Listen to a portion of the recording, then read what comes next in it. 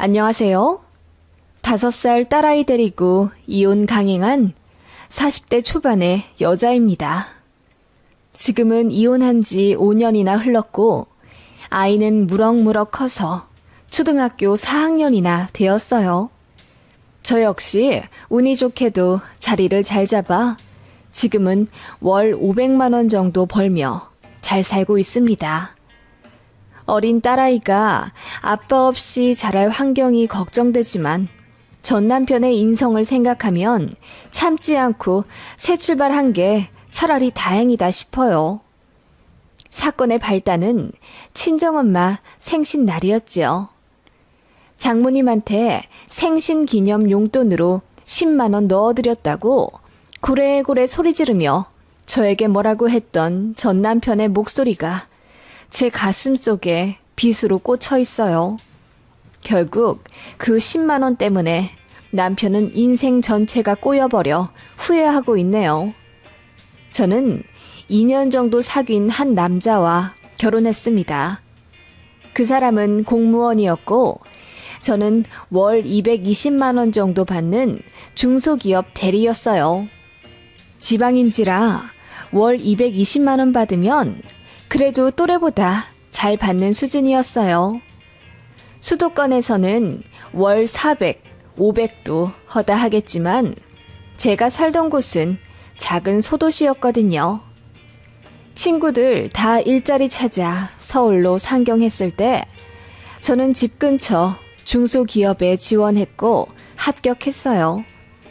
회사가 승승장구하며 잘 컸고 저 역시 대리 직급을 달고 열심히 일하고 있으니 어느덧 나이가 20대 후반이더군요. 많은 분들이 아시겠지만 지방은 특히 결혼을 빨리 하는 추세입니다. 저 역시 회사 상사들의 결혼 압박을 굉장히 많이 받았고 가만히 있기만 해도 소개팅이며 선자리가 줄줄이 들어오던 상황이었습니다. 그즈음 엄마도 제가 혼자 있기보다는 짝을 찾길 바라셨고 저는 무료한 지방 생활에서 재미나 찾아볼까 싶어 한 달에 2번 소개팅을 하곤 했습니다. 이상하게 하는 연애마다 3달을 못 넘기던 저였는데 우연히 소개팅 자리에 나온 그 남자는 제 마음을 다 빼앗아 버리기에 충분한 매력을 갖고 있었죠. 그래서 사귀게 되었고 딱 1년 8개월째 되던 날 결혼식을 올렸습니다. 공무원이긴 하지만 안정적인 직업에 끌렸다기보다는 제가 그 사람을 참 많이 사랑했던 것 같아요. 왜냐하면 그 사람은 늦가기 합격생이라 모아둔 돈이 없었고 오히려 학자금 대출이 아직도 남아있는 상황이었어요. 반면에 저는 착실하게 돈 모아 현금 4천만 원에 아반떼 차량까지 하나 갖고 있었거든요. 게다가 당시 월급으로 따지면 제가 조금 더 많았어요. 그리고 결혼하고 나서도 쭉 맞벌이를 할 생각이었으며 제가 다녔던 회사도 작지만 비전 있는 회사였기에 저 역시 발전 가능성이 있었죠. 대기업, 약사, 돈 많은 자영업자들도 소개받았었지만 제가 그 남자를 선택한 건 그만큼 그 사람과 같이 있으면 재미있고 행복했기 때문입니다. 무엇보다 저를 끝까지 존중해주고 아껴주리라는 믿음이 있었고요. 결혼할 당시에는 거의 제 돈으로 다 했지만 당연하다 생각했습니다. 남편이 모아둔 돈이 없으니까 어쩔 도리가 없었으니까요. 내가 공무원이 늦게 됐으니 어쩔 수 없는 거지. 그래도 나랑 살면서 미치지는 않을 거야. 나중에 연금도 같이 쓸 텐데 뭐. 나중에 자기가 내 연금 나보다 더 많이 써. 남편은 그렇게 이야기하며 너스레를 떨었죠. 저는 그게 남편이 괜히 미안하고 고마워서 그렇게 표현한 줄 알았습니다. 그래서 저도 좋은 게 좋은 거라고 생각하며 넘어갔지요. 그렇게 결혼 비용과 가전 가구 등을 제가 모은 돈으로 해결하고 집은 남편 명의로 대출받아 아파트 전세에서 시작했어요. 1억 2천 정도 되는 24평 소형 평수였고 나중에 멋진 우리 집 꼭 장만하자는 약속과 함께 설레는 시작을 했습니다. 집 장만을 목표로 돈을 좀 모을 생각이었기에 아기는 신혼 3년 정도 즐긴 후 갖기로 계획했었죠. 하지만 이 무슨 운명의 장난인지 허니문이 생겨버렸어요. 남편이 굉장히 난감해 하더라고요. 은근히 지우자는 식으로 말을 해서 싸우기도 했었습니다. 저는 어찌되었건 소중한 생명이고 낳아서 지지고 볶더라도 키워야 한다는 입장이었는데 남편은 지금 아이 낳아서 키우면 우리 돈 하나도 못 모아. 우리 이사 가야지. 30평대로 가기로 했잖아. 너랑 나 아직 젊어서 조금 더 있다가 낳아도 돼. 현명하게 생각해야지. 라고 하며 저를 설득했어요. 하지만 양가 부모님들도 아이가 일단 생겼으면 무조건 낳아야 한다고 설득해서 결국 낳기로 했습니다. 남편은 자기 말을 안 들었다는 이유로 저에게 많이 화가 났습니다. 그래서 남들은 임신하면 남편이 과일도 깎아주고 밥도 차려준다고 하지만 저는 그런 게 전혀 없었어요. 먹고 싶은 게 있다고 하면 돈 얘기를 하며 내년에 애기한테 들어갈 돈이 얼마나 많은데 지금 아껴둬야지. 먹고 싶은 게 있어도 좀 참아야 하지 않겠어? 라고 하더군요. 그게 너무 기가 막혀서 제가 울고불고 했더니 그제야 자기 카드 건네주며 먹고 싶은 거 사라고 하더군요. 그것도 선심 쓰듯이요. 얼마나 치사하던지. 그래서 먹고 싶은 게 생기면 그냥 제 카드로 긁어 사 먹었어요. 참, 왜 네 카드, 제 카드 이야기가 나오냐면 저희는 생활비를 반반 나눠 썼습니다. 아파트 대출이자는 정확히 반 나눠 매달 입금했고 공과금, 마트 장 보는 비용과 생활용품 사는 것들은 각자 월급에서 100만 원 정도 빼서 공용 통장에 넣었어요. 그래서 남는 건 저축했고요. 그렇게 각자 월급으로 부모님 용돈이랑 쇼핑이나 친구 만나 쓰는 비용으로 하자고 한 거죠. 바보 같았지만 남편이 그렇게 해야만 돈이 모인다고 빡빡 우겨서 그렇게 했습니다. 제가 임신하고 나서 땡기는 음식은 마트에서 장 보고 난 이후라 개인 용돈에서 써야 한다고 하더군요. 알뜰하고 계획적인 남편의 모습이 생활력 있어 보여서 결혼을 한 건데 남편은 결혼하고 나서도 실리만 추구하고 있으니 정이 떨어지기 시작하더군요.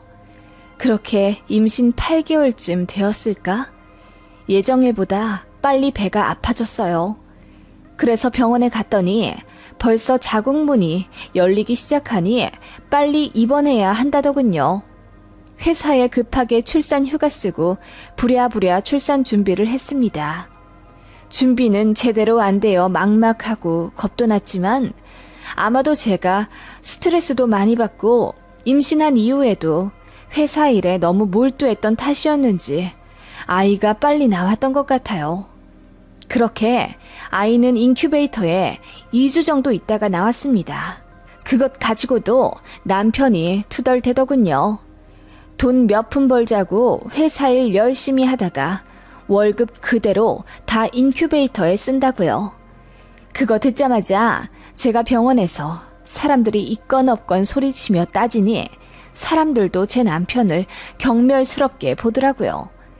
그제서야 좀 창피한지 입 다물고 있던 남편이었습니다.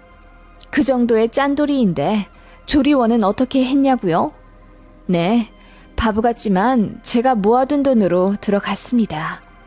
남편이 조리원 비용 아깝다고 친정 엄마한테 가 있으라더군요.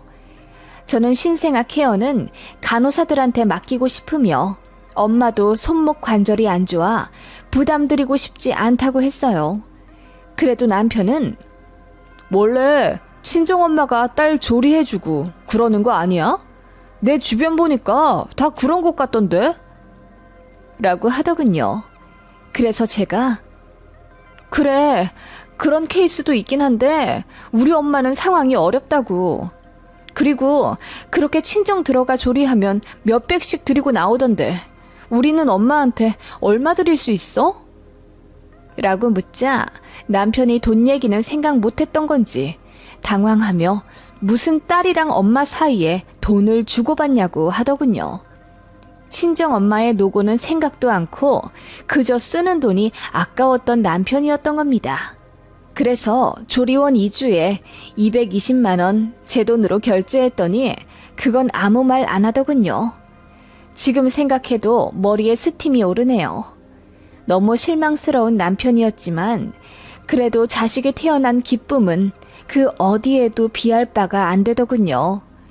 눈에 넣어도 안 아플 제 딸을 보고 있으면 온갖 시름이 다 없어지는 느낌이었죠. 그렇게 소중한 제 아이에게 뭐든지 다 해주고 싶었지만 남편의 소비 간섭이 심했습니다. 일단 분유부터 난관이었죠.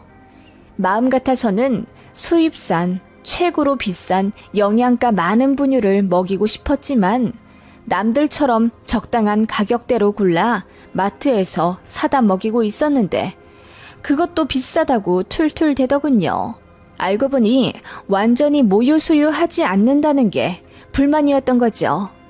제가 전 양이 많지 않아 혼합, 그러니까 분유랑 수유를 번갈아 가며 아이에게 주고 있었는데 제 능력이 부족해서 안 나가도 될 돈이 나간다고 생각했던 겁니다. 나중에 부부싸움 하면서 알게 되었죠. 그리고 기저귀 값도 아껴야 한다며 굳이 중고로 사오려고 하더군요. 아이에게 맞는 게 있는데 그런 건 생각도 안 하고 그저 싸면 좋다고 생각해서는 남이 쓰다가 안 맞아 내놓은 봉투 다 뜯어진 것도 5,000원에 사오더라고요. 보니까 이미 오염되어 있어 찝찝한 것들이었어요. 이런 거에 돈 아끼고 싶냐고 화를 내며 따졌더니 다 저 때문이라네요. 모유만 잘 나왔어도 괜한 분유값에 돈 쓰지 않았을 거잖아. 그리고 여자가 모유 수유하면 더 빨리 회복한다더라. 네가 그러니까 골골대는 거잖아. 빨리 회복해서 회사 나갈 생각을 해야지. 지금 나 혼자 아파트 대출금 이자 갚고 있는 거 안 보여? 가뜩이나 애 낳고 카드값도 장난 아닌데 나만 발 동동거리는 거지? 남편은 그렇게 모진 소리를 아무렇지 않게 하더군요. 저는 아이는 적어도 2돌은 지나서 어린이집에 보내고 싶다고 했어요. 제가 있던 회사가 저를 많이 배려해 주었기에 아무리 중소기업이라지만 출산휴가는 공무원이나 대기업만큼 해주겠다고 했거든요. 대신 꼭 돌아오라는 약속을 했고요. 그래서 회사 믿고 저도 24개월 정도 온전히 아이와 함께 있고 싶었어요. 논다는 건 아니었고 저도 아이를 재우고 틈틈이 회사랑 연락하며 상황 알고 관련 지식을 쌓기 위해 자격증 공부도 하는 등 자기 개발을 쉬지 않았죠. 그런데 남편은 제가 허송세월 보낸다고 합니다. 요즘 어린이집이 얼마나 좋은데 100일 되자마자 보내는 엄마들도 많다고 하더라. 무슨 2돌이나 끼고 있으려고 해? 그냥 네가 편하자고 일 안 나가는 거지? 애 핑계 대는 거 창피하지도 않냐? 뭐라고? 내가 애 핑계 대고 집에 있으려 한다고? 나 복직하려고 준비하는 거 안 보여? 애한테 지금 가장 필요한 건 엄마야. 당신은 어차피 퇴근하면 힘들다는 이유로 애랑 놀아주지도 않으면서 뭘 그렇게 잘한다고 어린이집 타령이야. 다 때가 있는 거야. 그리고 무급도 아니고 유급 휴가인데 뭐가 그렇게 불만인데. 기본급의 60% 들어오는 거 가지고 꽤나 유세다. 너 지금 앉아있는 이 아파트 내가 대출금 갚고 있다는 거 잊지 마. 남편은 그렇게 지독하게 돈 타령을 해댔습니다. 아이는 안중에도 없는 사람처럼 말이죠. 그쯤 되니 저는 진지하게 이혼 생각이 들더군요. 아이가 아빠를 좋아해서 가슴이 찢어질 뿐이었습니다. 정작 그렇게 좋아하는 아빠라는 인간은 자기 입에 들어가는 딸기도 아까워서 마트 가면 값싼 바나나만 사오는 사람인데요. 처참한 기분이었고 더러워서 당장 회사에 나가고 싶었지만 아이를 생각해 참았습니다. 이렇게 소중하고 어여쁜 어린 딸을 조금 더 옆에 끼고 말도 가르치고 사람 구실 더 잘하면 어린이집에 보내고 싶었습니다. 18개월 되면 제가 회사에 나갈 거라고 생각했던 남편은 제가 24개월로 복직을 미루자 방방 뛰며 화를 내더군요. 급기야 저에게 주었던 생활비 카드까지 뺏어가 버렸습니다. 약속과 다르다면서요. 남은 반년은 제게 들어오는 육아휴직비로 쓰라더군요. 제가 먹는 것은 당연하고 아이 먹는 것, 입히는 것까지 모두 포함해서요. 그래서 아이 잠들면 늘 싸웠습니다. 당신 정말 치사하게 굴래? 이럴 거면 나 당신이랑 못 살아. 나도 너랑 못 살아. 그렇게 치사하면 빨리 회사 나가. 너 이대로 주저앉아서 전업되려고 하지? 그 말에 제가 욱해서 세게 나갔습니다. 그래, 전업주부 하려고 한다. 왜? 이혼이라도 하게? 뭐? 전업주부? 나야말로 전업주부랑은 절대 못 살아. 어떻게 이 험난한 세상을 나 혼자 외벌이로 돈 벌어? 전업주부는 나중에 남편 연금 같이 받아먹을 자격도 없는 거야. 저는 그때 남편의 생각을 제대로 알았죠. 이 사람과는 100년 해로 할 자신이 완벽히 없어지고 말았습니다. 처참한 기분이 들었고 밤마다 울었습니다. 그리고 나서 머지않아 친정어머니 생신이 돌아왔습니다.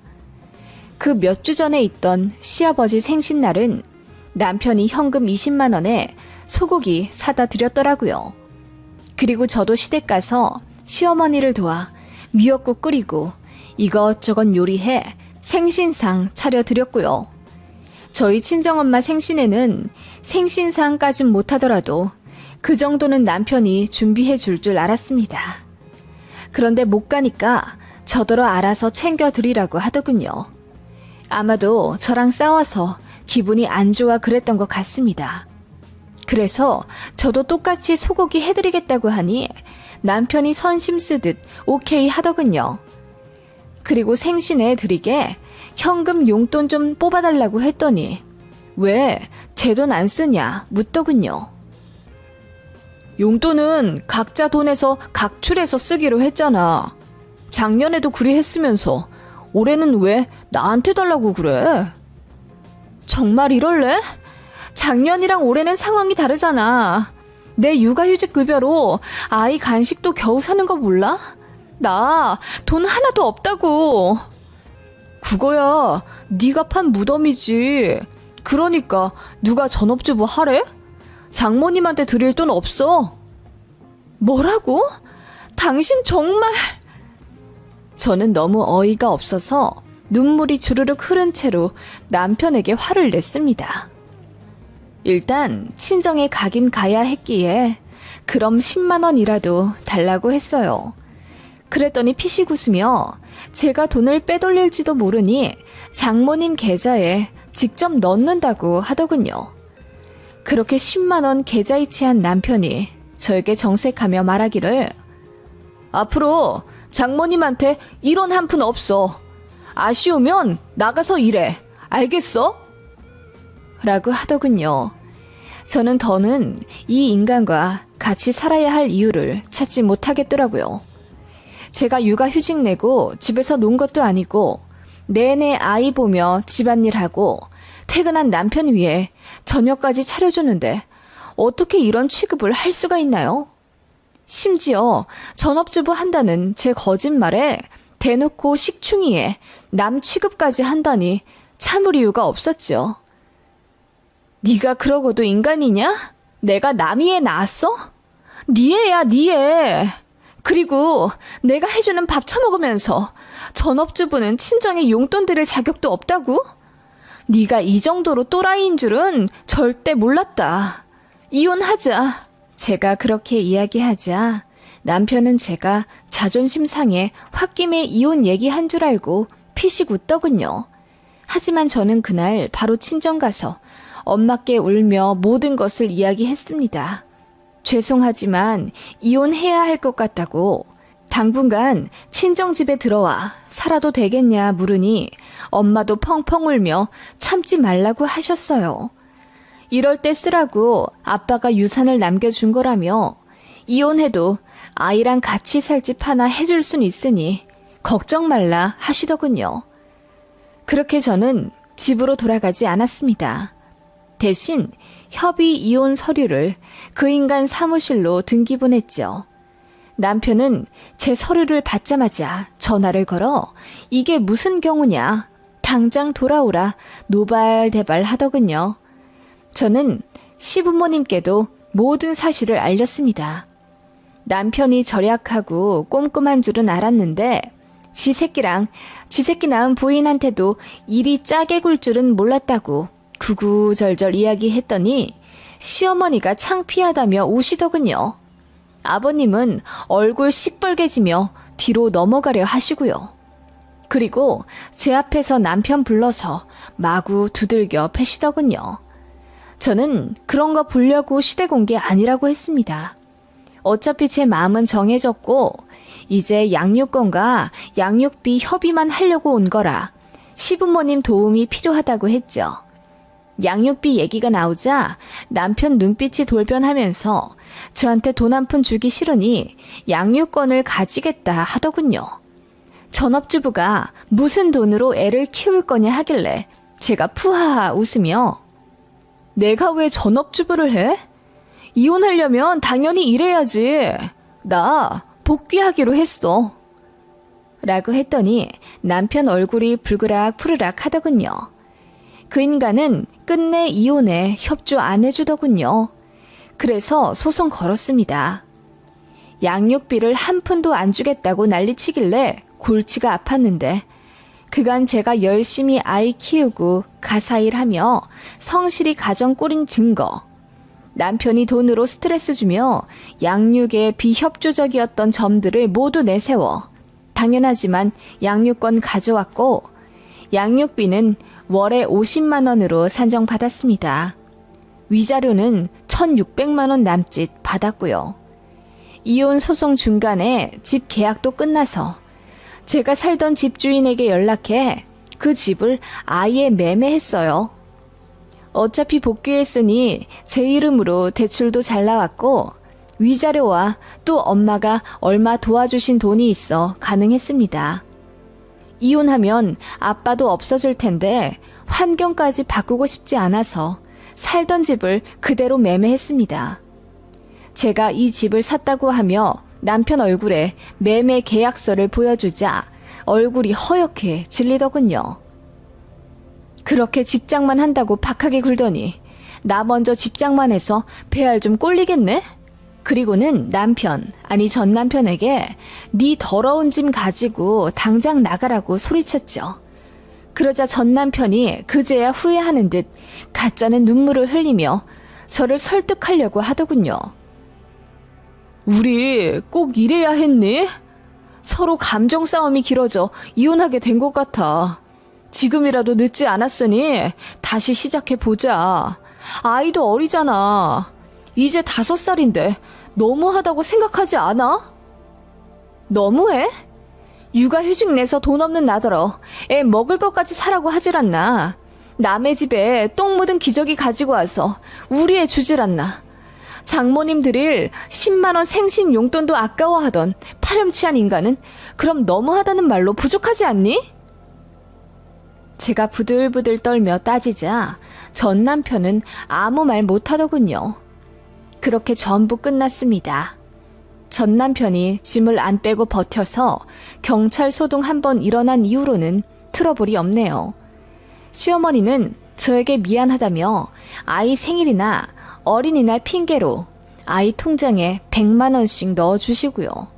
저도 조부모 사랑은 외면하기 어려워 1년에 2번씩 전시댁에 가긴 갑니다. 전 남편은 아이 만날 때마다 울더군요. 후회가 막심한지 눈빛에 도끼도 사라졌고요. 행색도 빈곤한 게 누가 봐도 처참히 이혼당한 호랩이 같더군요. 반면 저는 회사에 잘 복귀해서 영업도 잘 따내고 승승장구하며 잘 지내고 있고요. 아이도 문제없이 잘 크고 있습니다. 결혼에 있어서 배우자를 제대로 선택하지 못한 후회가 크지만 이혼이라는 후회 없는 결정을 했기에 이제 참된 행복을 느끼고 있습니다. 전 남편은 지 고집대로 살다가 결혼 생활 실패한 게 여기저기 소문이 다 나서 아마 지호는 힘들 것 같네요. 그렇게 후회하며 살았으면 좋겠지만 또 아이의 아빠이다 보니 마냥 불행을 바랄 수도 없는 노릇이군요. 제 이야기 들어주셔서 감사합니다. 모두 행복하시길 빕니다. 안녕하세요. 날씨가 많이 따뜻해졌는데 산책은 자주 하고 계시나요? 저는 이제 항암 치료 막바지인 제 친정 엄마를 모시고 산이고 들이고 많이 나간답니다.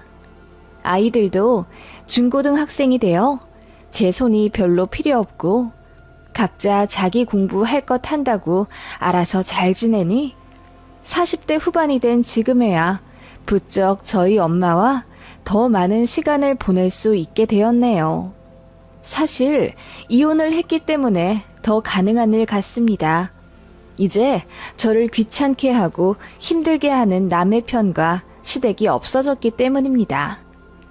친정엄마가 편찮으셔서 그간 많이 심적으로 힘들었지만 항암이 잘 되어서 완치를 코앞에 두고 있으니 이제 엄마 모시고 행복한 시간만 보냈으면 좋겠습니다.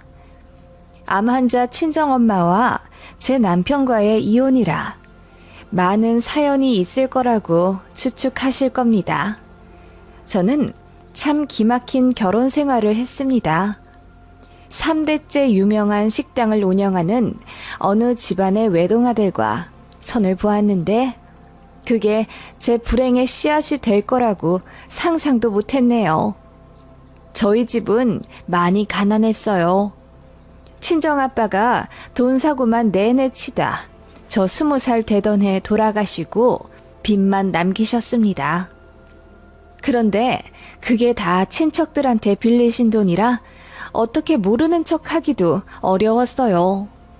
그래서 저랑 저희 언니 그리고 엄마 셋이서 열심히 갚아 나갔습니다. 그러다 보니 대학생활 하면서도 친구들이랑 많이 못 어울려 지냈고 남들 다 꾸미고 화장하는데 저는 늘 소박한 차림이었습니다. 그렇게 대학 졸업해 쫓기듯 취업했고 저는 여행을 다니며 책을 쓰는 작가가 꿈이었지만 현실과 타협했습니다. 월 250만 원 남집 받으며 200만 원을 친정 엄마에게 보냈어요. 언니도 마찬가지였죠. 그렇게 6, 7년을 나 죽었다 생각하고 돈을 갚았더니 모든 빚이 상환되었습니다. 엄마랑 언니랑 셋이서 얼싸안고 좋아했네요. 그즈음 이제 좀 살겠다 싶어 남들처럼 연애도 하고 놀러도 다닐까 싶었지만 저에겐 친구도 패션 센스도 없었습니다. 초라해진 저였지만 나이가 나이인 만큼 또 제 자랑 같지만 외모가 그리 나쁘지 않았기에 선이나 소개팅 자리가 곧잘 들어왔었네요. 그렇게 몇 번 이 남자 저 남자 소개받아 만나게 되다가 부자라는 전 남편을 만나게 된 거죠. 그 사람도 저를 너무나 마음에 들어 했고 처음 만나자마자 저랑 결혼하고 싶다며 설레발을 쳤어요. 저는 말이 별로 없었고 남자 만나는 게 어색해서 그냥 수줍게 웃곤 했는데 저의 그런 면이 굉장히 참해 보였다네요. 그 남자의 저돌적인 구애에 저도 마음이 넘어갔고 그렇게 1년 정도 재밌는 연애를 했어요. 그 사람이 저를 데리고 이곳저곳 여행도 많이 시켜줬고 맛있는 것도 많이 사줬거든요. 너무나 가난해 엄마 아빠도 안 사주셨던 킹크랩, 툭불 소고기 등 귀한 음식들을 그 남자 덕에 먹어보니 제가 공주라도 된 기분이었죠. 참 바보 같았지만 저는 그렇게 먹을 것에 넘어갔나 봅니다. 그런데 시댁들 집안에서 저를 반대하셨어요. 이유는 저희 집이 별 볼 일 없다는 거였습니다. 보통 사람이 들으면 화를 낼 법하지만 저는 자존감도 자존심도 쭈글쭈글해져 있었기에 어쩔 수 없다고 생각했어요. 그런데 그 남자가 저를 포기하지 않고 계속 밀어붙여서 결국 결혼까지 하게 된 겁니다. 남편 될 사람 집은 대대로 지역에서 유명한 식당을 하는 자영업자 집안이라 엄청 부자였어요. 시부모님 차가 3대, 어머님, 아버님 각자 명의로 아파트 한 채씩 있고 남편과 시누이 둘까지도 20살 되자마자 집이랑 차를 하나씩 사주셨다니 말 다 했죠. 남편은 애초부터 직업 가질 생각이 없었고 부모님 가게 물려받아 할 계획 있던 사람입니다. 저는 가게 일에 자신이 없었고 또 제가 다니는 회사에 이미 적응을 해서 만족을 하고 있었기에 결혼하면 계속 직장인으로 남고 싶다고 했습니다. 남편도 분명 제 뜻을 존중해 줬었고요. 당연하지. 나도 하기 싫다는 사람 억지로 붙잡고 일하게 하고 싶지 않아. 내가 돈이 없는 것도 아니고 직원 하나 더 구해 쓰는 게 일도 아닌데 뭘. 그런 남자에게 너무나 고마웠어요. 그리고 제가 모아둔 돈이 없어서 결혼은 좀 미루고 싶다고 했더니 남자가 떵떵거리며 자기한테 돈이 있는데 무슨 말이냐며 자기만 믿으라고 하더군요. 그래서 그 남자가 하도 최근하는 통에 만난 지 1년 반 만에 결혼식을 치르게 된 거죠. 남편이 집과 가전, 가구 모두 해왔기 때문에 모든 사람들은 제가 신데렐라라고 생각하더군요. 아파트도 1군 브랜드였거든요. 저도 좋았죠. 저를 그렇게 사랑해주는 남자가 모든 걸 다 해준다니 싫다할 여자가 어디 있겠어요. 다만 모든 것은 하나를 얻으면 하나를 잃듯이 저는 시댁에서 벌레만도 못한 취급을 받았습니다. 제가 결혼할 때 겨우겨우 모은 2,500만 원에서 1,000만 원으로 예단을 해갔습니다. 어머님이 모피를 좋아한다고 하셔서 800만 원짜리를 하고 200만 원 가량으로 이불을 해갔습니다. 그랬더니 시어머니가 제 얼굴로 그 무거운 모피를 던지시며 야, 너 모피 볼 줄도 모르냐? 누가 800만 원짜리를 입어? 나한테 있는 모피 3장이 전부 1,500만 원이 넘는데 돈이 없으면 줬기를 하지 그랬어. 센스가 그리 없니? 라고 소리를 지르셨네요. 그 핏대 잔뜩 세워 저에게 소리치신 얼굴이 아직도 기억에 선합니다. 제가 너무 놀라 소리 없이 울자 제 편을 들어줄 줄 알았던 남편이 와이프가 잘 몰라서 그래. 없는 집에서 시집 온 거 알잖아. 엄마가 딸이다 생각하고 좀 알려주세요.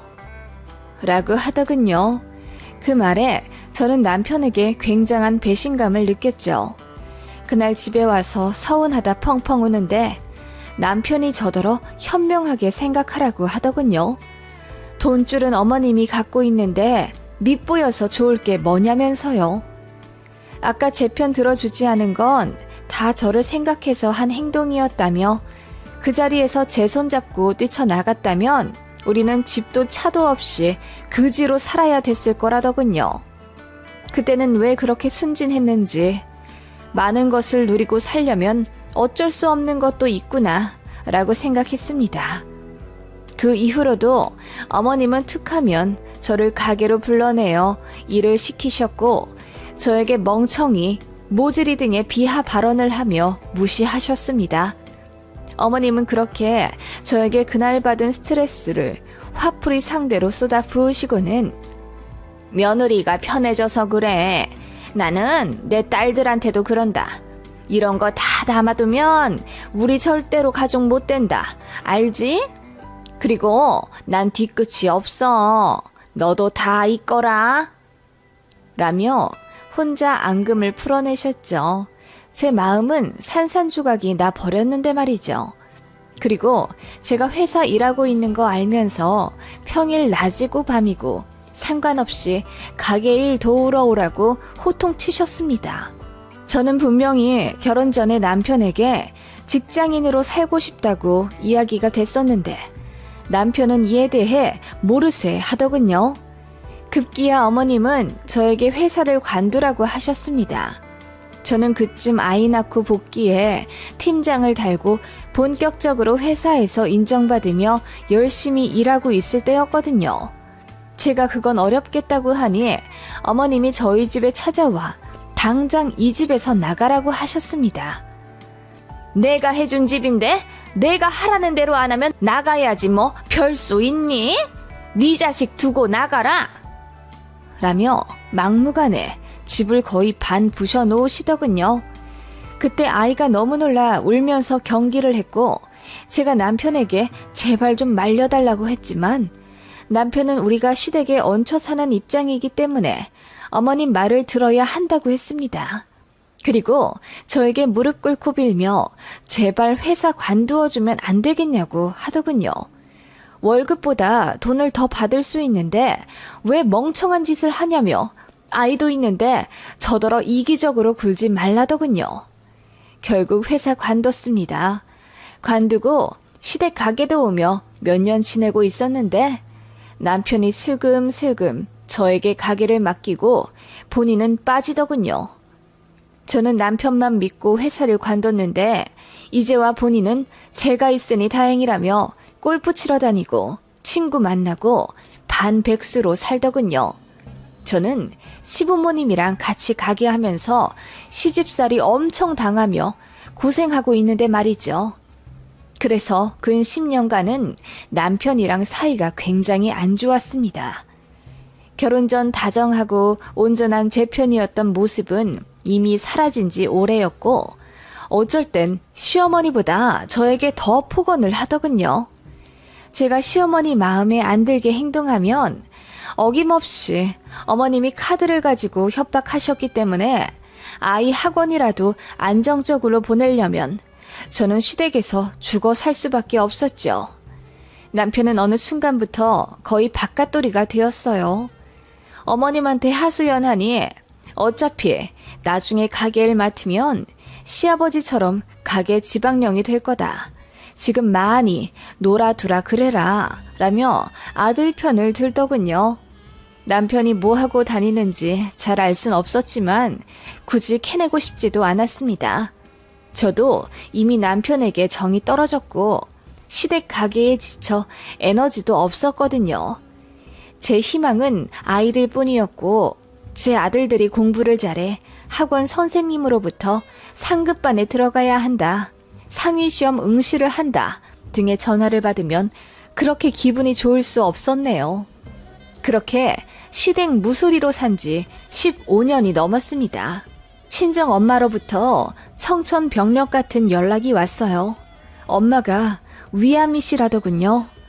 검진을 받다가 우연히 발견했는데 생각보다 사이즈가 커서 수술도 하고 항암도 해야 한다는 소견을 받으셨대요. 하늘이 무너지는 듯한 소식이더군요. 엄마를 위해 할 수 있는 일은 기도와 일주일에 한 번씩 아이들 데리고 엄마를 뵈러 가는 일이었어요. 그것마저도 시어머니는 꼴보기 싫었던지 가게 너무 자주 비우지 말라며 눈치를 주셨는데 그게 어찌나 가슴에 한으로 남던지요. 그렇게 3개월 정도 지났을까? 시부모님께서 당신들도 건강검진을 좀 받아봐야겠다며 병원에 가셨는데 시어머니 역시 갑상선에 뭔가 보인다는 소견을 받았습니다. 그래서 정밀 검사를 했는데 어머님 역시 암이시더라고요. 남편이 얼굴이 시뻘개지도록 숨도 제대로 못 쉬고 울더라고요. 그런 모습 처음 봤습니다. 온 집안이 슬픔에 잠겼지만 그 분위기도 잠시 시부모님은 가게를 쉴 수 없다며 저에게 맡아달라고 했습니다. 어머님은 치료도 받아야 하고 이제 쉬엄쉬엄 해야 할 것 같으니 저더러 시어머니처럼 가게 사장 역할을 해달라고 온 가족이 부탁하더군요. 저는 그건 힘들다. 아직 애들 중학생이라 손도 많이 가고 친정엄마도 항암 치료하셔서 자주 들여다 봐드려야 한다고 했습니다. 그랬더니 남편이 벼락같이 화를 내면서 야, 너 우리 엄마 덕 보고 편하게 살았으면서 어떻게 이러냐? 우리 엄마 암이라는데 어떻게 이렇게 모르는 척을 할 거야? 라고 하더군요. 그러면서 저더러 가게를 맡아 할 건지 시어머니 병간호를 할 건지 하나를 정하라고 하더군요. 저는 정말이지 시댁 가게에서 일하는 게 너무 힘들었습니다. 그렇다고 보상이 있는 것도 아니었죠. 제가 옷이나 가방 사는 것도 일일이 어머님 허락을 받아야 했기에 쇼핑조차 못했는걸요. 게다가 남편 본인조차 가게 일에 대해 아무것도 모르고 하려고 하지도 않으면서 저에게 강요하는 게 너무 어이가 없었죠. 그래서 당신이 이 집 아들이니까 당신이 맡아서 하라고 했더니 알겠으니까 시어머니 병간호를 맡으라고 하더군요. 대신 우리 엄마 옆에서 24시간 내내 붙어 있어. 우리 엄마가 먹고 싶다는 거 다 해다 드리고 심부름 전부 해. 가게 일 안 할 거면 이거라도 해야 하지 않겠어? 당신 정말 너무하네. 나 지금까지 결혼 생활하면서 단 하루도 성실하지 않은 적이 없었어. 시집살이, 집안일, 당신이랑 애들 뒤치다거리 다 했는데 지금 이런 취급 뭐야? 그리고 우리 엄마도 암 환자인 거 잊었어? 시어머니만 암 걸리셨냐고. 야, 우리 엄마가 너한테 얼마나 잘해줬는데 그걸 시집살이라고 하냐? 네가 일을 못하니까 엄마가 잔소리 좀 할 수 있지. 너는 예전부터 느꼈지만 너무 꽁에 있어서 탈이야. 남편은 저에게 그렇게 이야기하며 시어머니 병간호 안 할 거면 이혼하자고 하더군요. 저 대신할 여자 널리고 널렸다면서요. 그 말 듣자마자 저도 머릿속에서 이성의 끈이 툭 끊기는 느낌이 났습니다. 내가 왜 이런 수모를 당하며 결혼 생활을 이어가야 하나 정신이 번쩍 든 거죠. 그래, 이혼하자. 나도 이런 생활 이제 그만하고 싶어. 제가 그 말을 하자마자 남편이 피식 웃으며 어디 한번 해보라고 하더군요. 저는 그날 이후 정말 변호사 사무실에 찾아가 바로 이혼 소송 준비를 했습니다. 그러자 시어머니가 노발대발 하면서 자기 암 걸렸는데 이럴